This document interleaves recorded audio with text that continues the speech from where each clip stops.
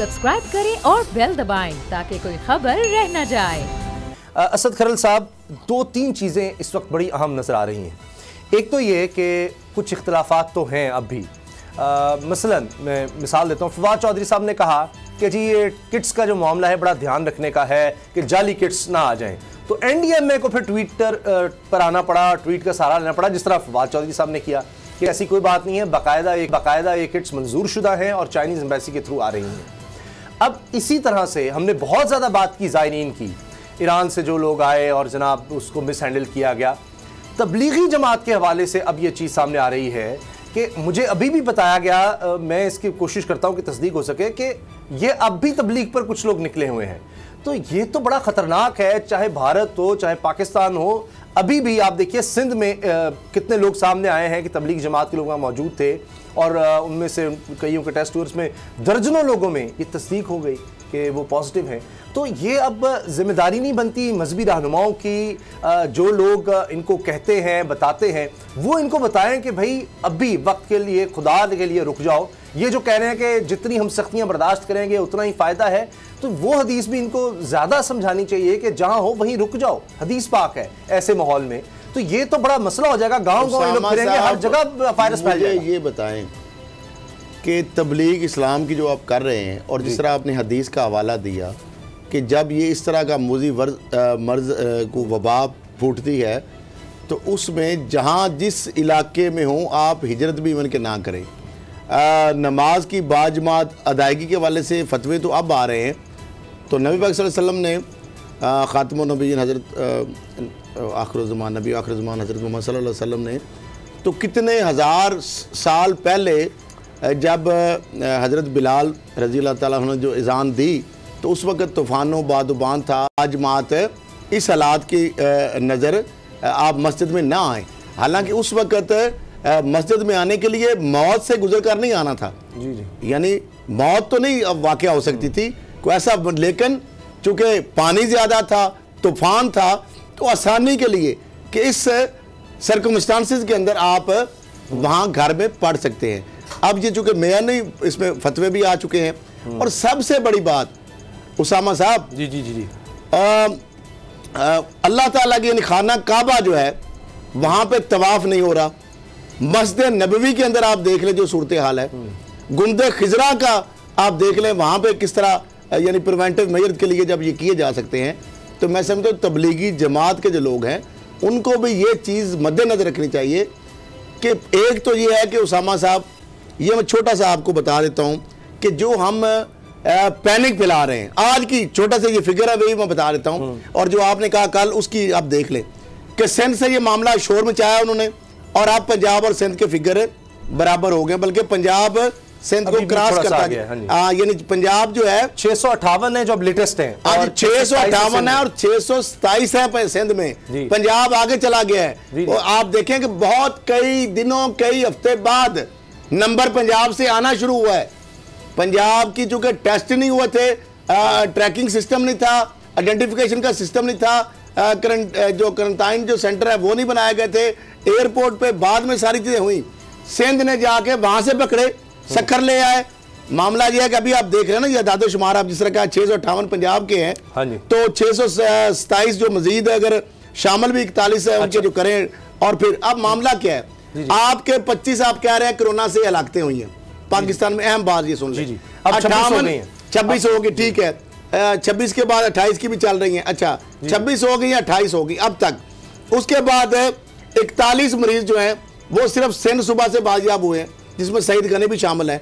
58 मरीज जो है कोरोना के जो पॉजिटिव थे वो पंजाब सिर्फ से हुए हैं सिरजाब। अगली बात है क्या इसमें फिगर, यानी केपी के देखें इस्लामाबाद से बलूचिस्तान से केपी के से 221 सूबों की, उसके बाद बलूचिस्तान से 153, इस्लामाबाद से 58, आगे ये सर समझे गिलगित जीबी यानी गिलगित बल्तिस्तान एक छोटा सा यूनिट है, 148 लोग क्यों है, क्योंकि वहां पे शिया जो मसलक से तल्लक रखने लोगों की तादाद बहुत ज्यादा है एज कंपेयर टू पाकिस्तान के दीगर हिस्सों से।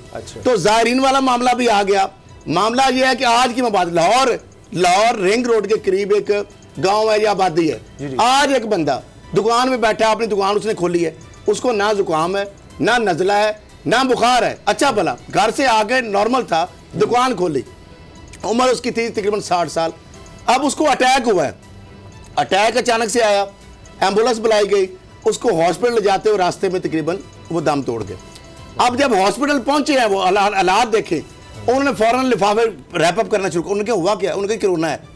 उनका भाई खुदा का खौफ करो। अच्छा, यही बात यानी ये जो चीज हो रही है ना, ये जो चीज हो रही है, मैं सिर्फ ये बात कह रहा हूँ। आज भी मैं लोग जो फीडबैक दे रहे, हम जो प्रोग्राम में पहली बार कि आइसो, इसमें इलाज तो है नहीं, मेडिसिन है, कोई वैक्सीन नहीं है, आइसोलेशन ये तबलीग से जा रहा है, जहां है वहीं पर रहे। तो हाँ, वो तो मैं कह रहा हूं, वो तो सेंटर्स को करंटीना बना के और एहतियात करें। तबलीगी जमात के लोग तो गली गली मोहल्ला मोहल्ला मस्जिद फिरते हैं, टाइम नहीं रहेगा। बाबर डोगर साहब, ये बात जो खरल साहब ने कही है, ये बात असद उमर कह रहे हैं, ये बात डॉक्टर जफर मिर्जा साहब कह रहे हैं, यानी हुकूमत के लोग भी ये कह रहे हैं कि जनाब ये कोई मुजरिमों जैसा सलूक ना करें। आपको अगर कोई मरीज सामने आ जाता है, लोग घबरा कर बताएंगे नहीं अगर किसी की तबीयत खराब होती है। और वही बात कि इसमें बूढ़े और मरीज जो है उनके लिए ज्यादा खतरा है, हर किसी के लिए नहीं है। तो हमने तो ऐसे एक पता नहीं उसको कोई जिन नुमा एक चीज बना दिया, कोई अजीब मखलूक बना दिया कि अगर किसी को कोई खांसी आ गया हो, इसको तो पता नहीं अपने से दूर कर दो, इसको तो पता नहीं क्या हो जाएगा।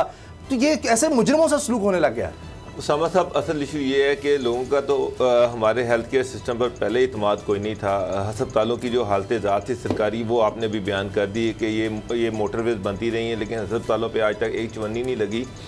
पहले ही सरकारी अस्पतालों पे कोई इत्माद नहीं करता था। अब उन सरकारी अस्पतालों में जो क्वारंटाइन बनाए गए हैं, या तो वो हैं क्या असल में, वहाँ पर एक कमरा है, उसके साथ एक अटैच वॉशरूम है, वहाँ आपको छोड़ दिया जाता है, वहाँ आपको 3 टाइम का खाना पहुँचा दिया जाता है और एक पैनाडोल दे दी जाती है। डॉक्टर से जो मेरी बात हुई है वो जस्ट ये कहते हैं कि उससे बहुत बेहतर है, बहुत बेहतर है अगर आपके घर में इतनी कैपेसिटी है, गुंजाइश है कि आप अलहदा से एक अटैच बाथरूम है, तो बेहतर ये है कि आप उस कमरे में क्वारंटाइन कर लें। अस्पताल जाने से बेहतर है कि वहाँ पर क्वारंटाइन कर लें। साहब कुछ चीज़ें और भी हैं जिस पे हमें फोकस करना चाहिए।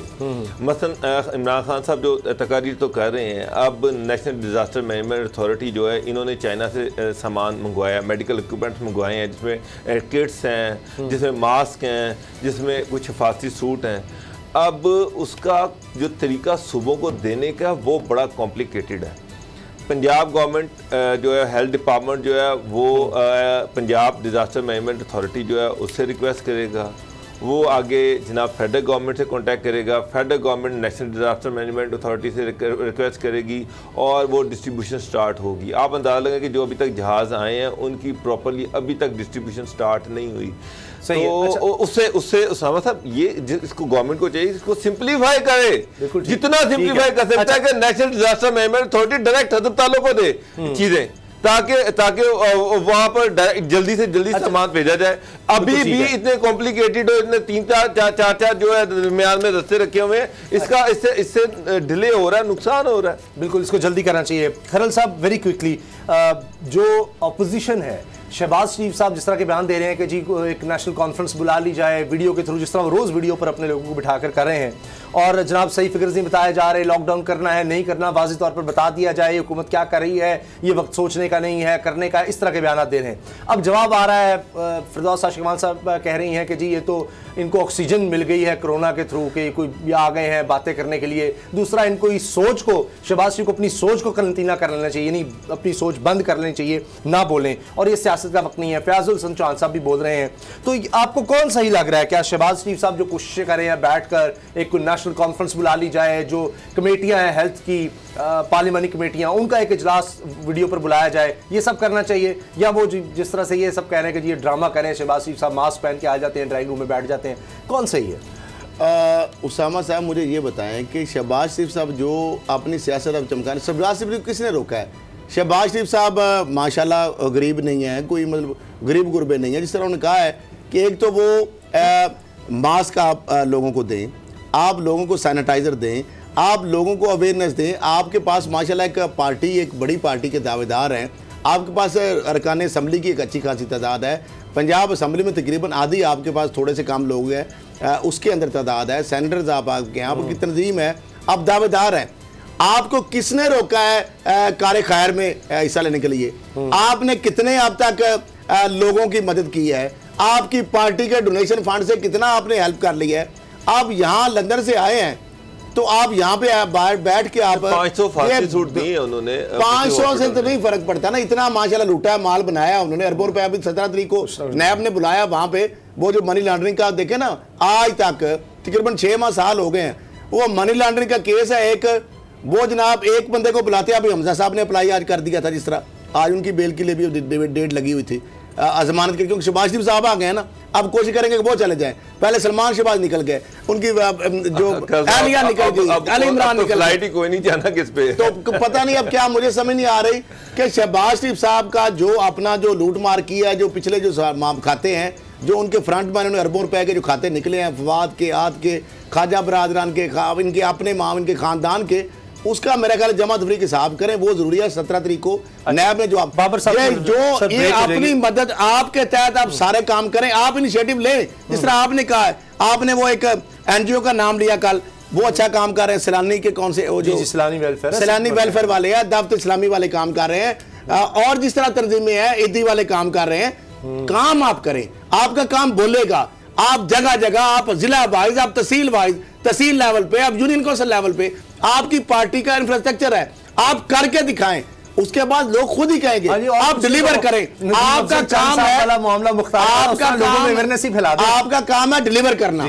इस मौके पे हर बंदे का रोल है, हर पार्टी का इंडिविजुअल लेवल पे एज ए मीडिया पर्सन हमारा रोल है, डॉक्टर्स का, इंजीनियर्स का, हर बंदे के एज ए पाकिस्तान। अच्छा बाबर साहब, अगर आप कहें कि हुकूमत क्या करना है, सिर्फ शहबाज शरीफ का भाषण सुनने के लिए की बड़ी बात नहीं, शहबाज शरीफ का भाषण सुनने के लिए एक सजाया जाए, वो तो खुद एक वायलेशन है। अच्छा बाबर साहब, आपको पता है इस तरह की बड़ी थ्योरीज चली कि शहबाज शरीफ साहब जो है एस्टैब्लिशमेंट पे कहने पे वापस आए हैं कि जी बुजदार साहब तो काम होगा नहीं, तो शहबाज शरीफ साहब एक बड़ा ऐसे का रोल रखते हैं, तो उनको इसलिए बुलाया गया कि वो आकर मामला संभालेंगे। वाकई ये चीजें मतलब इस तरह लोगों ने चलानी शुरू की थी। सर ये चलानी शुरू नहीं की गई थी, ये बाकायदा तौर पर चलवाई गई थी, और पीएमएलएन ने एक पूरी प्लानिंग के तहत ये सारी चीज़ें चलाई थी कि जनाब ये गवर्नमेंट जो है डिलीवर नहीं कर पा रही, इस्टेब्लिशमेंट और गवर्नमेंट के हालात ठीक नहीं है, और शहबाज शरीफ को आपको इस्टेब्लिशमेंट ने वापस बुलाया है ताकि फ्यूचर की जो सियासत है उसमें उनका रोल हो। ये क्यों चलवाया गया? सिर्फ इसलिए कि पीएमएलएन में टूट फूट हो रही थी। पंजाब में आपने देखा कि फ्लावर ब्लॉक बन रहा था, फेडरल गवर्नमेंट में फ्लावर ब्लॉक बन रहा था, लोग सीएम से मिलना शुरू हो गए थे, पीएमएलएन के अंदर रिजेंटमेंट आना शुरू हो गई थी, पीएमएलएन के अंदर इवन बड़ी लीडरशिप जो है, खाकान अब्बासी हैं, जिस तरह से ख्वाजा आसिफ हैं, उन्होंने, एहसन इकबाल है, उन्होंने ये कहना शुरू कर दिया था कि शहबाज शरीफ को वापस आना चाहिए, और शहबाज शरीफ का अगर वापस नहीं आते तो पीएमएलएन के अंदर ये टूट फूट मज़ीद बढ़नी थी। तो शहबाज ये एक प्लानिंग के तहत इस तरह की बातें चलवाई गई कि जनाब के इक़्तिदार आने वाला है, ताकि वो जो लोग जानने का सोच रहे हैं, वो पंछी जो उड़ने का सोच रहे हैं, वो सोच में पड़ जाएं, वापस आ जाएं, और ये कि जी शहबाज शरीफ वापस इसलिए आ रहे हैं कि इस्टेब्लिशमेंट ने उनके साथ वादा कर लिया है कि जनाब ये गवर्नमेंट डिलीवर नहीं करती, हो सकता है पंजाब आपको दे दिया जाए, हो सकता है फेडरल गवर्नमेंट आपको दे दी जाए। मार्च की बातें हो रही थी, अप्रैल की बातें हो रही थी, ये हो रहा था इस गवर्नमेंट से बजट पास नहीं होना, तो ये सारी चीज़ें एक प्लानिंग के तहत चलाई जा रही हैं। बल वो सारी चीज़ें तो एक्सपोज हो गई हैं, तो पता चल गया कि ये कुछ नहीं होने वाला, यही चीज़ सेटअप चलना है अभी। तो जो शहबाज शरीफ साहब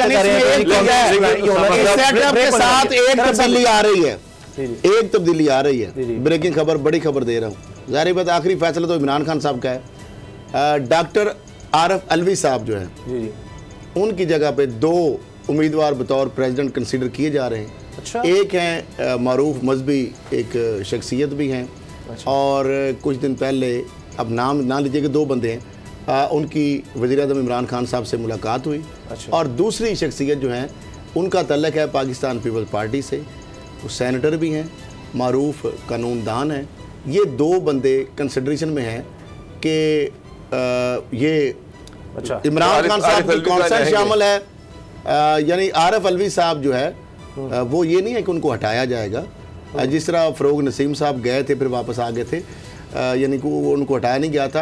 आरफ अलवी साहब की अपनी मसरूफियत समझ लें, या कुछ उससे बेटर को है, कुछ लीगल या इस तरह के मामलात में कंसिडरेशन चल रही है। 2 कैंडिडेट जो हैं सदारती, जो प्रेसिडेंशियल कैंडिडेट है, इमरान खान साहब की कॉन्सेंस से वो तब्दील होंगे, पार्टियां ऑलमोस्ट सारी उनको वोट दे देंगी। अच्छा बाबर डोगर साहब, ये तो बड़ी खबर दे दी खरल साहब ने। ये बताएं, फवाद चौधरी का हर मामले में बोलना जरूरी होता है? शहबाज शरीफ की तरह वो भी अपनी पार्टी के बारे में, एफर्ट्स के बारे में बोलने लग गए हैं। और ये बता दें, शहबाज शरीफ साहब जो कह रहे हैं ये काबिल अमल है कि सारी पार्टियों को बुला लिया जाए और मिलकर कॉन्फ्रेंस होनी चाहिए। जी समझ साहब, वो क्या होगी कॉन्फ्रेंस? उसमें एक दफ़ा सारे बैठेंगे, पहले भी कई दफ़ा इस तरह की मीटिंग हुई, उससे आज तक क्या निकला? मुझे आज तक कोई एक बता दें कि ऑल पार्टीज कॉन्फ्रेंस बुलाई गई और उसमें कोई कंसेंसस के साथ एक हुआ था,